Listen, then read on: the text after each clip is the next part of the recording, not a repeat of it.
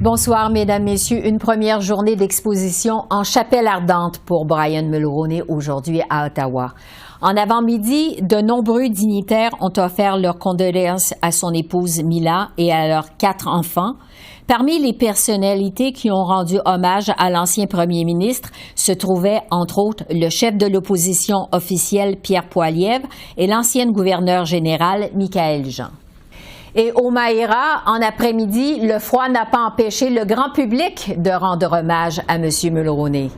Oui, Esther, je me trouve en ce moment devant l'édifice Sir John A. Macdonald où des centaines de gens sont venus là rendre hommage à Brian Mulroney. Il y a eu des membres du public, mais aussi des politiciens et des membres du corps diplomatique qui sont venus aujourd'hui rendre leurs hommages et présenter leurs condoléances à la famille de Brian Mulroney.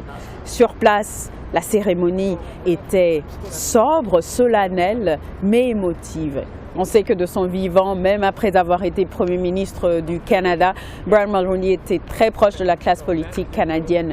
Et donc aujourd'hui, parmi les politiciens qui étaient sur place, il y avait bien évidemment le Premier ministre Justin Trudeau, il y avait eu des membres de son cabinet, ainsi que le chef de l'opposition officielle Pierre Poilievre, le chef du nouveau Parti démocratique Jagmeet Singh, le chef du Bloc québécois Yves-François Blanchet et la chef du Parti vert, Elizabeth May, qui, elle, était très émotive devant le cercueil de Brian Mulroney.